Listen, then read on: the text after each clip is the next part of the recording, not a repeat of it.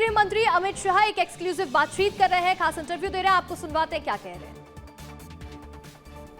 तब आप आपका मत व्यक्त कर सकते हो, क्योंकि ये संवैधानिक संशोधन है तो 2/3 बहुमत चाहिए दोनों सदनों में, जो आपके पास नहीं है या नहीं है वो तो उस वक्त सिद्ध होगा।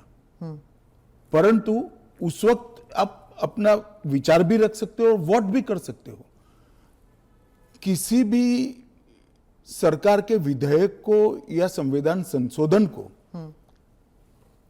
सदन में पेश न होने देना और इस तरह का व्यवहार करना, ये क्या लोकतंत्र में उचित है क्या? देश की पार्लियामेंट के दोनों सदन बहस के लिए है या शोरगुल और हल्ले के लिए है? मुद्दे का विरोध हमने भी देखा है, हमने भी करा है, परंतु बिल को पेश न होने देने की एक प्रकार की मानसिकता मैं नहीं मानता हूं कि ये लोकतांत्रिक है और विपक्ष को देश की जनता के सामने इसका जवाब देना पड़ेगा। उनका जो मैनर ऑफ प्रोटेस्ट है उसके बारे में मैं बाद में पूछूंगी, लेकिन ये जो गंभीर आरोपों का जो दायरा है, क्या आप स्पष्ट कर सकते हैं कि गंभीर आरोप क्या है? स्पष्ट कर सकती है क्या? हाँ, तो वही मैं आपसे तो जरा पूछिए आरोप। तो क्या आरोप हो सकते हैं? कैपिटल मतलब मर्डर, रेप, ऐसे वाले जो नहीं, पहले विपक्ष का इस बिल में विरोध क्या है वो तत्वतः आप बता सकती है क्या? इसका मूल विरोध का कारण जो विपक्ष ने मीडिया को समझाया होगा, हाँ, वो आप हमें बताइए। तो वो तो कह रहे हैं कि आप इस बिल के जरिए आप जो इलेक्टेड रिप्रेजेंटेटिव है, जिनके पास मैंडेट है और जिनका जनाधार से कनेक्शन है, आप उसको उलट रहे हैं और आप 30 डेज में आप बेल नहीं मिलेगा तो वो हट जाएंगे। और ये तो it is like political suicide या पॉलिटिकल मर्डर। देखिए, इस देश में आज एनडीए के मुख्यमंत्रियों की संख्या ज्यादा है, प्रधानमंत्री भी एनडीए के हैं, श्री नरेंद्र मोदी प्रधानमंत्री। तो ये बिल सिर्फ विपक्ष के लिए क्वेश्चन खड़ा नहीं करता, हमारे मुख्यमंत्रियों के लिए भी क्वेश्चन खड़ा करता है। मैंने जो सुना वो कह रहे कि आपके लोगों के सामने एफआईआर नहीं होती है। ये जनता को गुमराह करे। उनको मालूम है कि किसी भी व्यक्ति के खिलाफ आरोप है तो आप पब्लिक इंटरेस्ट लिटिगेशन के माध्यम से कोर्ट के सामने जा सकते हैं। कोर्ट ऑर्डर करेगी कि इनके खिलाफ एफआईआर करो। अगर ज्यादा ही गंभीर मामले हैं तो कोर्ट मॉनिटर भी करती है। इसमें पक्ष विपक्ष कहां आता है? ये एक सेकंड, मेरी बात पूरी नहीं हुई है। इसमें पक्ष विपक्ष नहीं आता है। और दूसरी बात, इसमें 30 दिन तक जमानत का प्रावधान किया गया है। अगर फर्जी टाइप का केस है तो देश की हाई कोर्ट और सुप्रीम कोर्ट आंख मूंद कर नहीं बैठे हैं। किसी भी केस में हाई कोर्ट और सुप्रीम कोर्ट को जमानत देने का अधिकार है। अगर जमानत नहीं मिलती है तो आपको पद छोड़ना पड़ेगा। मैं एएनआई के माध्यम से देश की जनता को और पूरे विपक्ष को भी पूछना चाहता हूं, क्या कोई मुख्यमंत्री, कोई प्रधानमंत्री या कोई मंत्री जेल में रहकर सरकार चला सकता है क्या? इस देश के लोकतंत्र के लिए शोभारूप है क्या? और अगर 30 दिन के बाद जमानत मिल जाती है तो वो फिर से शपथ ले सकते हैं। हम multi party parliamentary democratic system में है।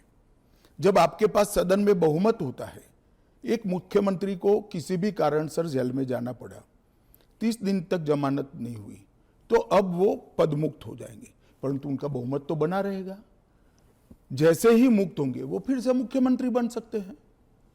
ये जो गंभीर आरोप होते हैं इन लोगों के खिलाफ, वो उनको साबित करने के लिए या उनसे छुटकारा पाने के लिए इतना वक्त लग जाता है।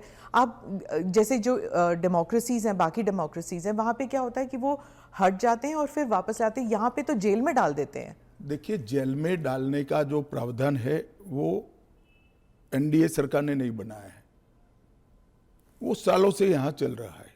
दूसरी बात कि ये जो आपने कहा कि गंभीर आरोप की व्याख्या क्या होगी, तो उसमें हमने व्याख्या कर दी है कि 5 साल से ज्यादा सजा का जहां प्रावधान है वहां पर उनको पद छोड़ना पड़ेगा। कोई छुटपुट आरोप के लिए पद नहीं छोड़ना है, मगर जिन पर करप्शन के आरोप है या 5 साल से ज्यादा सजा के आरोप है, ऐसे मंत्री, मुख्यमंत्री या प्रधानमंत्री जेल में बैठकर सरकार चलाए, ये कितना उचित है? पर दोष के ऊपर कैसे कर सकते हैं? पहले मैं आपको सिद्धि तो हो जाए ना। मैं आपको बताना चाहता हूं, आज भी भारत के जन प्रतिनिधित्व कानून जो है उसके अंदर प्रावधान है कि किसी भी चुने हुए प्रतिनिधि को 2 साल या इससे अधिक समय के लिए सजा होता है तो वो अपने स्थान से मुक्त हो जाएंगे सांसद के रूप में।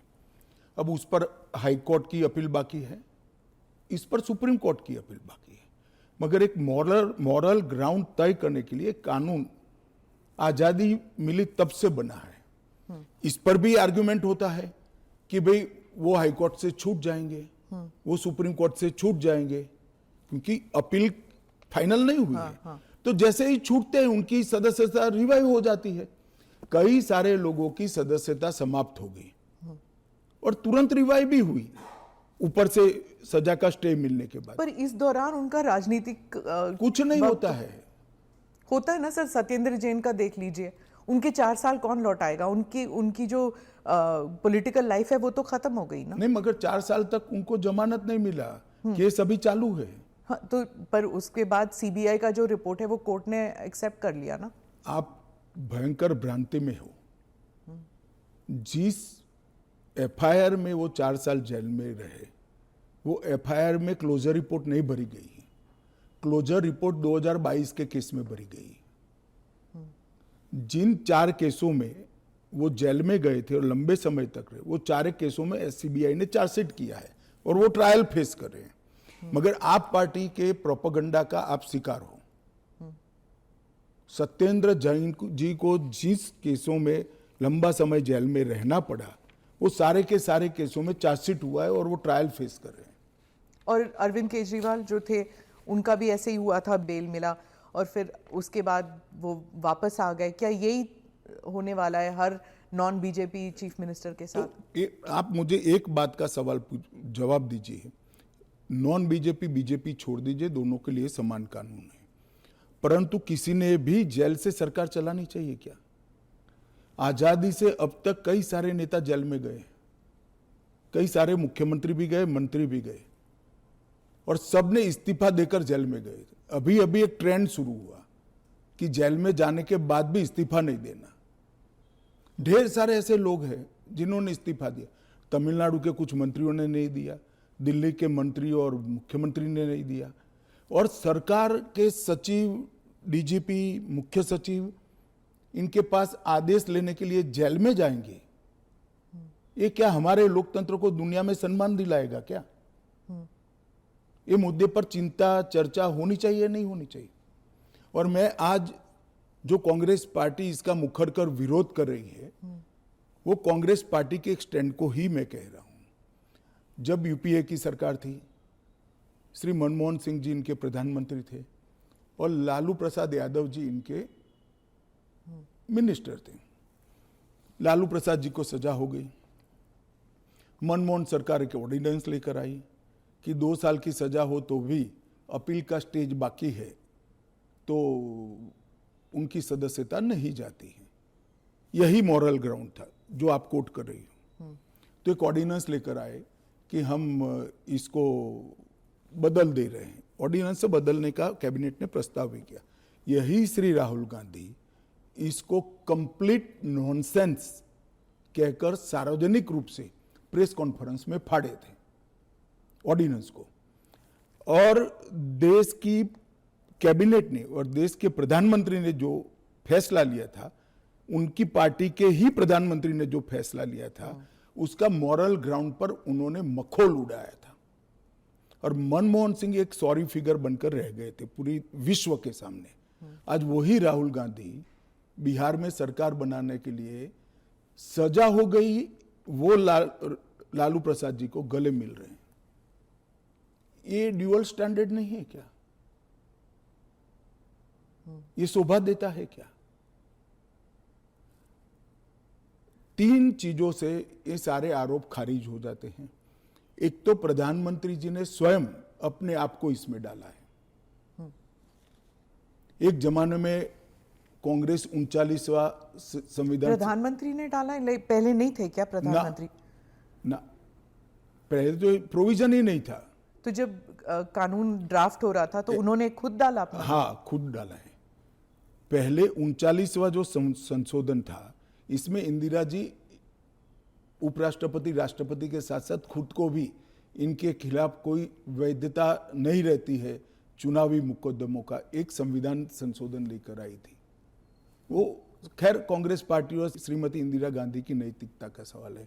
नरेंद्र मोदी जी अपने खिलाफ खुद संविधान संशोधन लेकर आए हैं कि प्रधानमंत्री भी जेल में जाएगा तो उसको इस्तीफा दे देना पड़ेगा। पर इससे एक एक्स्ट्रा जुडिशियल पावर कह लीजिए जो भी एक अधिकारी को नहीं मिल जाता कि प्रधानमंत्री से भी ज्यादा सीनियर हो जाता है वो? स्मिता जी, आप ऐसे बात करिए जिसमें जैसे इस देश में कोई कोर्ट ही नहीं है। पर कोर्ट में डिलेज होते हैं ना सर? ये कानून आने के बाद नहीं होंगे, क्योंकि कोर्ट को तुरंत इंटरवीन करना पड़ेगा। किसी चुने हुए प्रतिनिधि को खारिज करने का प्रावधान हुआ है। मैं तो उल्टा कहता हूं, इससे यस और नो जो होना है वो जल्दी हो जाएगा। तो प्रेशर कोर्ट्स पे होगा डिक्लेयर करने के लिए? प्रेशर होगा ये कहना ठीक नहीं है। हाँ। मगर हमारी कोर्ट भी, पर उसी नहीं सुनिए ना, हमारी कोर्ट भी कानून की गंभीरता को समझती है।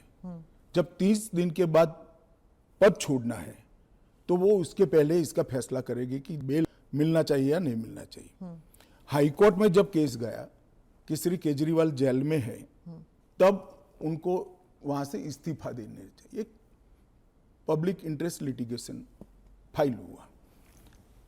हाईकोर्ट ने कहा कि हम सैद्धांतिक रूप से मानते हैं कि इनको छोड़ देना चाहिए मॉरल ग्राउंड पर, परंतु अभी के कानून में कोई प्रावधान नहीं है। चलिए, अब कानून में प्रावधान हो गया। मेरा बहुत स्पष्ट मानना है, मेरी पार्टी का मानना है, देश के प्रधानमंत्री का मानना है कि इस देश में कोई भी मुख्यमंत्री हो, मंत्री हो या प्रधानमंत्री हो, जेल में रहकर सरकार नहीं चला सकते। पहले भी कई लोगों ने मॉरल ग्राउंड पर इस्तीफा दिया है। लाल कृष्ण अडवाणी जी ने दिया था, येदुरप्पा जी ने दिया था, ईश्वरप्पा जी ने दिया था, जॉर्ज फर्नांडिस जी ने दिया था। कई सारे लोगों ने मॉरल ग्राउंड पर इस्तीफे दिए। कोई जेल में जाकर सरकार नहीं चलाई। इवन हेमंत सोरेन ने दिया था रिसेंट पास्ट में। जब वो छूट कर आए तो फिर से मुख्यमंत्री बन गए। अब इसका हमने कानूनी प्रोविजन किया है, क्योंकि जब पहले कानून बने होंगे, संविधान बना होगा, तब संविधान निर्माताओं ने ऐसी निर्लज्जता का कल्पना नहीं करा होगा कि कोई भी मुख्यमंत्री जेल में जाएगा और अंदर से मुख्यमंत्री बना रहेगा। खैर, अब ऐसी घटनाएं हुई है रिसेंट पास्ट में, तो हमें हमारी नैतिक मूल्यों के स्तर को गिरने नहीं देना चाहिए। एक कानून नैतिक स्तर के मूल्यों को एक आधार देगा और इससे हमारा लोकतंत्र निश्चित रूप से मजबूत होगा।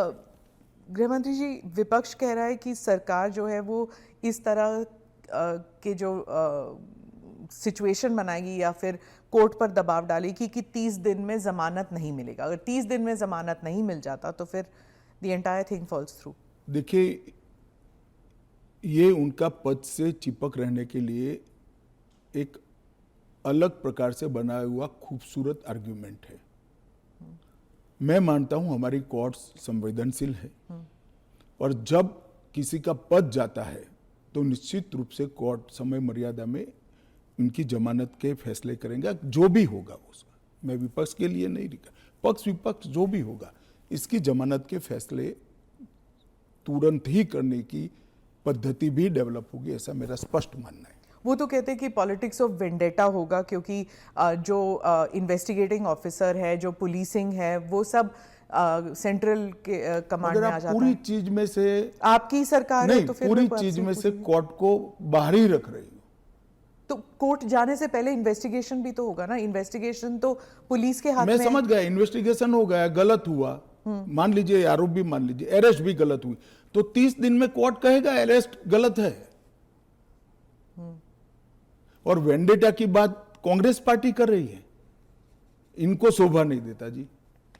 पर ये फिर वही पॉलिटिक्स की बात हो गई ना, क्योंकि आप कह रहे हैं कि इतने सारे राज्य हैं जहां पर बीजेपी के चीफ मिनिस्टर्स हैं, लेकिन वो तो टारगेट में नहीं होंगे। वो तो कह रहे हैं कि जहां पर बीजेपी की सरकार नहीं है वहां के चीफ मिनिस्टर्स को आप टारगेट बनाएंगे, खासकर ये जो इंडिया अलायंस के जो चीफ मिनिस्टर्स हैं। देखिए, मैं अभी भी कहता हूं कि भारतीय जनता पार्टी और एनडीए शासित जो राज्य हैं वहाँ कोई भी करप्शन या हमारे मंत्री या मुख्यमंत्री के खिलाफ केस है, उनका आरोप मान लीजिए, मानने के लिए ये फर्जी आरोप है, मगर एक सेकंड के लिए मान लीजिए कि कानून का काम नहीं करेगा तो कोई भी व्यक्ति कोर्ट के सामने जा सकता है और कह सकता है कि इनके सामने एफआईआर दर्ज करने का आदेश दीजिए। और जब उनकी सरकार थी और वो ऐसा करते थे तब बहुत सारी जांच कोर्ट के आदेशों से शुरू हुई है। यूपीए 2 में कम से कम 12 केस में गिना सकता हूं जहां कोर्ट के ऑर्डर से सीबीआई की जांच हुई है और सारे लोग फंसे हैं। पर वो उस टाइम तो उनकी सरकार थी, अभी आपकी सरकार है। वो कह रहे हैं कि चाहे डीएमके हो या आम आदमी पार्टी हो, आप सबके नेताओं को आप जेल में डाल देंगे। ऐसे नहीं हो सकता है, ये संभव ही नहीं है, क्योंकि कोर्ट तुरंत इंटरवीन करेगी अगर इसके अंदर एफआईआर के अंदर या अरेस्ट के अंदर तत्व नहीं है तो अरविंद केजरीवाल का उदाहरण भी देते हैं कि इस प्रावधान के अनुसार अगर उन्हें जमानत 30 दिन के भीतर ना मिलती तो वो भी वहीं पे पड़े रहते, जेल में पड़े रहते, और उनको फिर वो चीफ मिनिस्टर पद से भी हटा दिया। जमानत उनको एक कानून आया ही नहीं था, फिर भी मिल गई थी। हाँ, मगर इतना जरूर होता, अगर वैसे ही अगर ये कानून होता तो उनको इस्तीफा दे देना पड़ता, वो जो मैं मानता हूं कि देना चाहिए। बाहर निकलकर जब पब्लिक विरोध करने लगी तो उन्होंने दे भी दिया, मॉरल ग्राउंड पर ही दिया। अब कानूनन देना पड़ेगा, इतनी ही बात है। तो चुनाव फेस करने के पहले उन्होंने मॉरल ग्राउंड पर इस्तीफा देकर आतिशी जी को दिल्ली की मुख्यमंत्री, क्योंकि जैसे ही घूमने लगे पब्लिक ने सवाल करे।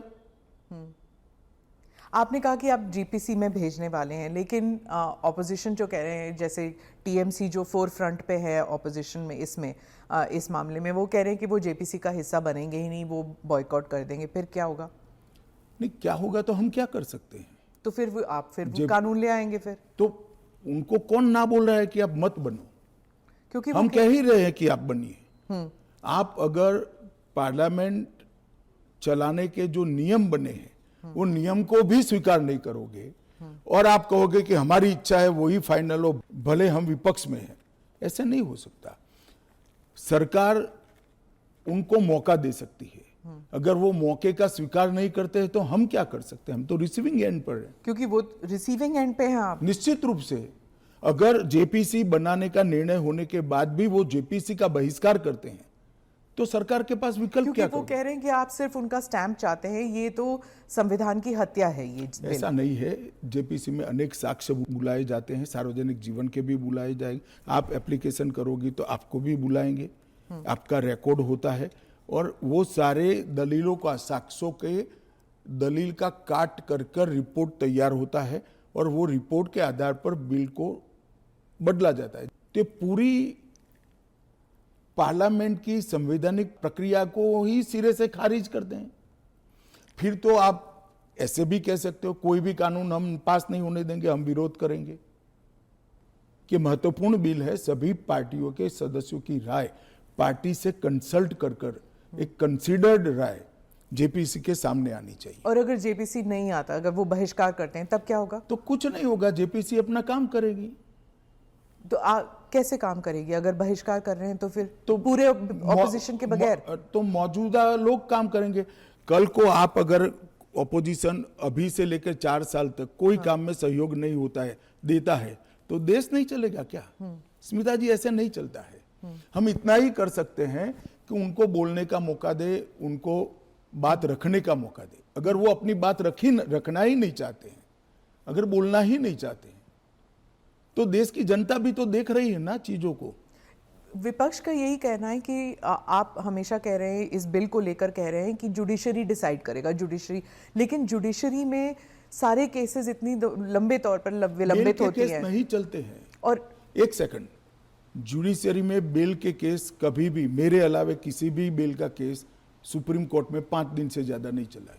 पर ये इरिवर्सिबल हो गया ना, ये जो केसेस हो जाते हैं, अगर उनको पद छोड़ना पड़े तो ये इरिवर्सिबल हो गया ना, जमानत मिलने के बाद वो फिर से ले सकते हैं। हमारा इतना ही है कि जमानत नहीं होती तब तक आप जेल से सरकार नहीं चला सकते।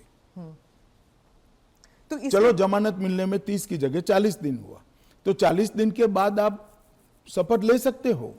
इसमें कोई जुडिशियल प्रोविजंस हैं क्या इस बिल में कि थोड़ा बहुत एटलीस्ट सुरक्षित महसूस करे एक यही सबसे बड़ा सुरक्षित महसूस करने का कारण है कि 30 दिन के बाद अगर आप इस्तीफा देते हो, उसके बाद में आपको जमानत मिलती है, जब चार्जशीट हो जाए वगैरह वगैरह, और जमानत अगर मिलती है तो आप शपथ ले सकते हो। इससे असुरक्षित होने का कोई भाव रखने का लोगों के कारण नहीं। नजरिए में आप ऑलरेडी गिल्टी साबित हो गए ना, अगर आपको इस्तीफा देना है, फिर से इलेक्शन लड़ना है। ऐसा है, इसके पहले कितने स्टेज आते हैं पहले आप जान लीजिए। सबसे पहले एफआईआर होती है, और सीबीआई है तो पीई होती है, प्रिलिमिनरी इंक्वायरी होती है, एफआईआर होती है। एफआईआर पर आप स्टे ले सकते हो। उसके बाद में आपकी पूछताछ होती है, इस पर भी स्टे ले सकते हो। इसके बाद में आपका समन निकलता है, उसके बारे में भी आप स्टे ले सकते हो, और अरेस्ट पर भी स्टे लेते हो, और अरेस्ट होती है तो फिर जमानत के लिए अप्लाई भी कर सकते हो। ये 5 स्टेज आते हैं, रातों रात कुछ नहीं होता। मगर करप्शन में अगर आकंठ आप डूबे हुए हैं तो फिर तो अरेस्ट भी होगी, जेल में भी जाना पड़ेगा, इस्तीफा भी देना पड़ेगा। फिर भी अगर बाद में जमानत होती है तो आप फिर से शपथ ले लो भाई। मगर एक बात आप मुझे ये बताइए, क्या एज अ सीनियर जर्नलिस्ट आप इस चीज को ठीक मानती है? क्योंकि अभी तो नरेंद्र मोदी जी है तो ऐसा सवाल ही नहीं है, परंतु कभी भी देश का प्रधानमंत्री जेल में जाए तो जेल से देश का प्रधानमंत्री सरकार चलाए, वो ठीक मानती है क्या? देश का मुख्यमंत्री जेल में रहकर सरकार चलाए, वो ठीक मानते हैं क्या? क्या इस देश में ऐसी मान्यता है कि जो व्यक्ति पद पर बैठा है इसके अलावा देश चलेगा ही नहीं? भाई, आपके दल का बहुमत है, आपके दल का कोई अलग व्यक्ति आकर शासन चलाएगा। जब आपका बेल हो जाए आप जरूर चले जाइए वहां पर। मगर हमने कोई एक लेवल रखना है। फिर तो 2 साल के बाद सदस्यता भी क्यों जानी है? क्योंकि ऊपर अपील का अधिकार है, वो निर्दोष छूट सकते हैं। क्यों जानी चाहिए 2 साल? और वो कांग्रेस के समय में प्रावधान हुआ है कि अगर 2 साल से ज्यादा सेशन कोर्ट्स में जेल होती है, 2 साल से ज्यादा समय के लिए कैद का ऑर्डर होता है, तो आपकी सदस्यता अपने आप समाप्त हो जाती है। गृहमंत्री जी, मॉनसून सेशन में हमने देखा कि विपक्ष ने आप पर भी आरोप किया कि आप भी जेल गए थे, आप पे भी आरोप हुआ था। तो जब उन्होंने ऐसा कहा, आपने कहा कि मुझे नैतिकता के बारे में कांग्रेस से नहीं सीखना, उस बारे में आप बताएंगे हमें कुछ? जरूर बताऊंगा। मैंने इसलिए कहा था कि मेरे पे आरोप लगा और जैसे ही मुझे समन आया, अरेस्ट छोड़ दीजिए, सीबीआई ने मुझे समन किया, मैंने दूसरे ही दिन इस्तीफा दे दिया था। अरेस्ट तो मेरी बाद में हुई। जैसे ही सीबीआई ने मुझे समन किया था, मैंने दूसरे ही दिन इस्तीफा दिया था, और केस चला, और केस में जजमेंट भी आया कि ये पॉलिटिकल वेंडेटे का केस था और मैं पूर्णतया निर्दोष हूं। पर वो तो बाद में आया था ना, 2016। एक सेकंड सुनिए ना। हाँ। एक सेकंड, वो जजमेंट बाद में आया। बेल मेरी पहले हो गई थी, बेल मेरी पहले हो गई थी, और वो जजमेंट ऐसा आया कि कंप्लीटली पॉलिटिकल वेंडेटा के केस है। कहीं पर दूर दूर तक मेरा इस केस में इन्वॉल्वमेंट नहीं है, और मुझे शंका के आधार पर बरी नहीं किया गया था। मेरे सामने के केस को खारिज किया गया था, और मुझे बेल मिल गया था 96वें दिन पर। फिर भी मैंने फिर से शपथ लेकर गृह मंत्री नहीं बना था। इतना ही नहीं, जब तक मैं कंप्लीटली मेरे सामने के सारे आरोप क्वाश नहीं हुए, तब तक मैंने किसी भी संवैधानिक पद पर शपथ नहीं ली थी। तो मुझे क्या विपक्ष नैतिकता के पाठ पढ़ाता है। इन लोगों ने इंदिरा जी के समय में प्रयास किया कि प्रधानमंत्री को शील्ड किया जाए, और आज भी ये प्रयास कर रहे हैं कि अगर कभी जेल में जाना पड़े तो हम आराम से जेल से सरकार बनाएंगे, जेल को सीएम हाउस पीएम हाउस बनाएंगे, और वहां जाकर डीजीपी जेल से ऑर्डर लेंगे, चीफ सेक्रेटरी जेल से ऑर्डर लेंगे, भारत सरकार के कैबिनेट सेक्रेटरी जेल से ऑर्डर लेंगे, भारत सरकार के गृह सचिव जेल से ऑर्डर लेंगे। इस तरह से देश चलेगा। और ये कल्पना ही मैं तो, मेरी पार्टी और मैं दोनों सिरे से खारिज करते हैं कि जो व्यक्ति बैठा है इसके बगैर इस देश का शासन नहीं चल सकता, और इससे किसी का भी बहुमत पार्लियामेंट में या विधानसभा में प्रभावित नहीं होगा। एक सदस्य जाएगा, आपकी ही पार्टी के दूसरे साथी सरकार चलाएंगे, और आप जब जमानत प्राप्त कर लोगे तो आप आकर फिर से शपथ कर सकते हो। इसमें आपत्ति क्या है?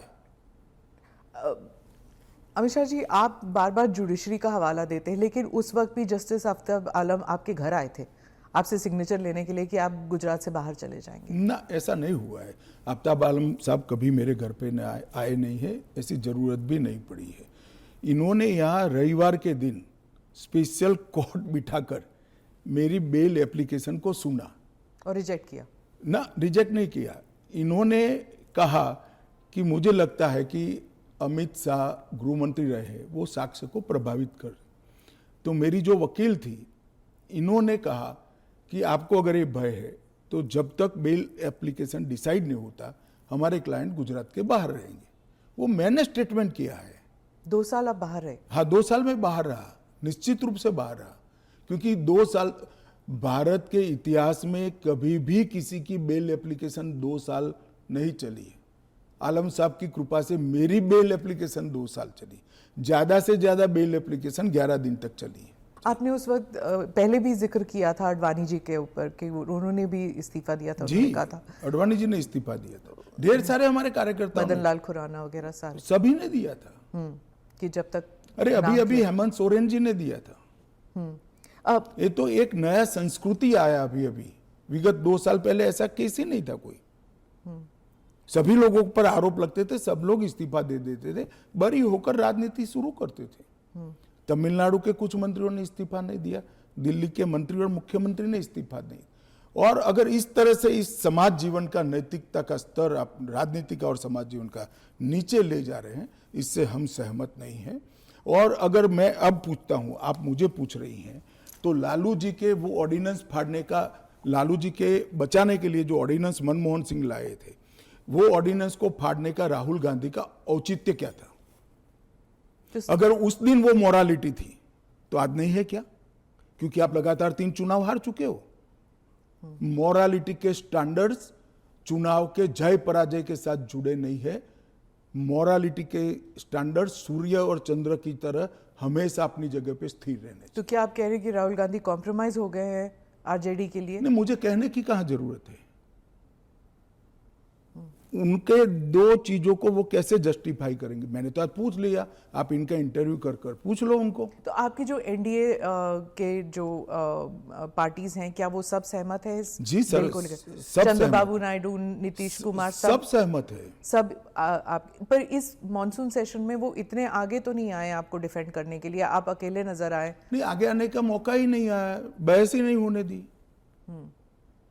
जब जेपीसी होगी, जब बहस होगी और फिर पार्लियामेंट में बहस होगी तो सभी दल अपना अपना पक्ष रखेंगे। फिर आप पर पर्सनल अटैक हुआ, माइक हाथ में पकड़ा। देखिए, पार्लियामेंट किस तरह से चलनी चाहिए वो अकेला सत्ता पक्ष तय नहीं कर सकता। किसी भी बिल के लिए या संवैधानिक संशोधन के लिए स्वस्थ बहस का वातावरण अगर विपक्ष नहीं बनाता है तो देश की जनता देख रही है कि पद्धति ठीक है क्या। इस बिल पर जब तय था कि बिल अभी पारित नहीं होना है, जेपीसी में जाना है, मैंने बीच में ही खड़े होकर इसकी घोषणा कर दी थी, तो विपक्ष इस बिल पर अपना विचार रख सकता था या नहीं रख सकता, मुझे जवाब देना पड़ता। फिर तो बिल जाता जेपीसी में, उस दिन पास नहीं होना था। मैंने पहले ही घोषणा कर दी थी कि इस बिल को सरकार ने तय किया है कि ये जेपीसी में जाएगा, दोनों सदन का जेपीसी बनेगा, 21 सदस्य लोकसभा के होंगे, 10 सदस्य राज्यसभा के होंगे, 31 सदस्य प्रोरेटा सभी दलों से आएंगे। क्या ये बिल पास हो जाएगा? मुझे तो विश्वास है हो जाएगा। कांग्रेस पार्टी में ही और विपक्ष में ही कई लोग ऐसे निकलेंगे जो मोरालिटी का सपोर्ट करेंगे, मॉरल ग्राउंड को बनाए रखने के लिए सपोर्ट करेंगे। और फ्रेम है ये जेपीसी के अध्यक्ष जो बनेंगे उस पर निर्भर होगा। वो जब चर्चा समाप्त करेंगे तुरंत हम तो अगले सप्ताह में ले आएंगे। ऑपोजिशन कहती है कि जो पार्लियामेंट के अंदर सीआईएसएफ को लगाया गया है इसकी वजह से लेजिटिमेट प्रोटेस्ट नहीं हो पा रहे और वो फोर्सिबली लोगों को बाहर किया जाता है जब प्रोटेस्ट करते हैं तो वेल ऑफ द हाउस से। पहली एक बात की स्पष्टता आप समझ लीजिए, पार्लियामेंट के अंदर कोई भी फोर्स पार्लियामेंट की और गृह के अंदर सदन की सुरक्षा में वो स्पीकर के अधीन होती है। इसमें फोर्स का महत्व नहीं होता है। पहले भी दिल्ली पुलिस के जवान थे, अब सीआईएसएफ मार्शल्स थे ना पहले। तो वही मार्शल्स होते हैं, आज भी मार्शल्स ही है। वो जैसे ही संसद की सुरक्षा विंग में आते हैं वो सीआईएसएफ या दिल्ली पुलिस के जवान नहीं रहते, वो मार्शल माने जाते हैं और वो स्पीकर के तहत होते हैं। मार्शल सदन के अंदर तभी प्रवेश करते हैं जब स्पीकर उनको ऑर्डर करे। एक बात, ये जो बदलाव हुआ है वो एक बड़ी दुर्घटना हुई थी। कुछ वामपंथी लोगों ने संसद के अंदर स्प्रे किया था, कलर स्प्रे किया था। उस वक्त लोकसभा स्पीकर ने एक कमेटी बनाई और वो कमेटी में गृह सचिव भी थे, लोकसभा के सेक्रेटरी जनरल थे, राज्यसभा के सेक्रेटरी जनरल थे और कई लोग थे। उन्होंने मिलकर ये तय किया कि किसी ने किसी एक सीएपीएफ ने स्पेशल संसद की सुरक्षा के लिए ट्रेनिंग किया हुआ एक दस्ता बनाया जाए, जो दस्ता संसद सभ्यों की गरिमा, पार्लियामेंट्री प्रोसीडिंग की गरिमा और संसद की सुरक्षा तीनों का समायोजन कर काम कर पाए। और तब यह तय हुआ कि सीआईएसएफ के अंदर पार्लियामेंट की सुरक्षा के लिए एक स्पेशल दस्ता बनाया जाएगा। जो पहले दिल्ली पुलिस के लोग मार्शल के रूप में आते थे, उसी तरह से मार्शल के रूप में सभापति और स्पीकर के अंतर्गत काम करेंगे। पर ये एक सेकंड, वो संसद की बाहरी सुरक्षा को भी सुनिश्चित करते हैं और आंतरिक मार्शल का काम भी वो करते हैं, क्योंकि संसद के अंदर हथियार ले जाने की अनुमति किसी भी सुरक्षा कर्मी को नहीं है। पर ये पैरामिलिट्री हो जाता है ना ट्रेनिंग उनकी। दिल्ली पुलिस क्या होता है, वो भी पुलिस होता है, वो भी मेरे ही अंडर आता है। इनको बहाना चाहिए और वो एक प्रकार की भ्रांति जनता में खड़ी करना चाहते हैं, मगर वो निश्चित रूप से सफल नहीं होंगे, क्योंकि जनता से सीधा इंटरेक्शन उनसे कई गुना ज्यादा हमारा है। हम जनता से बात करते हैं, ऐसे ही आकर यहां नहीं बैठ गए हैं। मगर 3 चुनाव हारने के बाद मुझे लगता है फ्रस्ट्रेशन का जो लेवल है, वो सामान्य विचार विवेक जो होता है वो गवा बैठा है। पर वो राहुल गांधी कहते हैं कि लोगों के बीच तो वो जाते हैं, ट्रक ड्राइवर के बीच जाते हैं, खेतों में वो चाह रहे हैं, आप लोग तो नहीं जाते हैं। ऐसा है कि मैनेज कर कार्यक्रम करना और जनसंपर्क करना, दोनों के बीच में बड़ा फर्क है। जब बिल्स की बात हो रही है और पारदर्शिता की बात हो रही है तो मैं वाइस प्रेसिडेंट इलेक्शन पर आऊंगी, पर उससे पहले पूछूंगी कि धनखड़ साहब के साथ क्या हुआ था। उन्होंने आपने प्रेशर डाला था उन पर रेजिग्नेशन के लिए? मुझे लगता है एएनआई ने रिसर्च विंग बंद कर दिया है। धनखड़ साहब का इस्तीफे का पत्र स्वयं स्पष्ट है। इन्होंने अपने आरोग्य का हवाला देते हुए इस्तीफा दिया है, स्वास्थ्य का हवाला देते हुए, और उन्होंने सरकार के मंत्री, प्रधानमंत्री और सभी सदस्यों का हृदय से उनके अच्छे कार्यकाल के लिए धन्यवाद किया है। पर विपक्ष और सभी पूछ रहे, मीडिया भी पूछ रही है कि वो है कहाँ, हाउस अरेस्ट पे है कि ऐसा क्या? है कि सच और झूठ की व्याख्या आपने शायद विपक्ष क्या कहता है इसको बना ली। पर काफी सारे बैकग्राउंड इंफॉर्मेशन तो बाहर निकल रहा था ना कि वो कुछ ट्राई कर रहे थे। ये भी बात निकल रही है कि शायद कू कर रहे थे। कौन? धनखड़ जी। नहीं, ऐसी कोई बात नहीं है जी। इसमें बात का बतंकर नहीं बनाना चाहिए। धनखड़ जी संवैधानिक पद पर बैठे, अपने कार्यकाल में उन्होंने संविधान के हिसाब से अच्छा काम किया जी।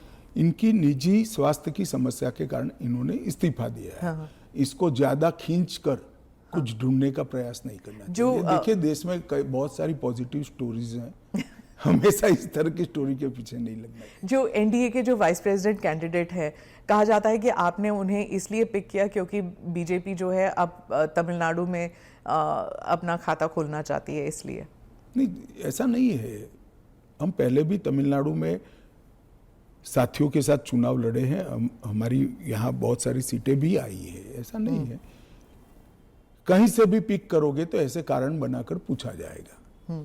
उपराष्ट्रपति का प्रत्याशी दक्षिण से आना इसलिए स्वाभाविक है क्योंकि पूर्व से राष्ट्रपति थी, पश्चिम और उत्तर से प्रधानमंत्री जी थे, तो दक्षिण से आना बड़ा स्वाभाविक है। अब आए हैं, इसको इस दृष्टि से नहीं देखना चाहिए। श्री राधाकृष्णन जिनका बहुत लंबा राजनीतिक जीवन रहा है, वो 2 बार संसद के सदस्य रहे, हमारी पार्टी के अध्यक्ष रहे, झारखंड के गवर्नर रहे, तेलंगाना के गवर्नर रहे, पांडिचेरी के गवर्नर रहे, मुंबई के गवर्नर रहे, और सार्वजनिक जीवन में एक साफ सुथरा उनका जीवन है और एक बेहद मैच्योर राजनीतिज्ञ है। तो कई सारे एक्सपर्ट्स कह रहे हैं कि उनका चुनाव ये भी है कि वो आरएसएस के साथ उनका कनेक्शन है, इसीलिए ये तो ढेर सारे लोग, प्रधानमंत्री जी स्वयं का आरएसएस के साथ कनेक्शन है। धनखड़ जी का नहीं था ना? सुनिए ना, मेरा भी है। तो हम लोगों का चयन देश ने इसलिए किया है कि हम आरएसएस से, आरएसएस के साथ कनेक्शन होना कोई माइनस पॉइंट है क्या? आप बताइए। जरा भी नहीं है।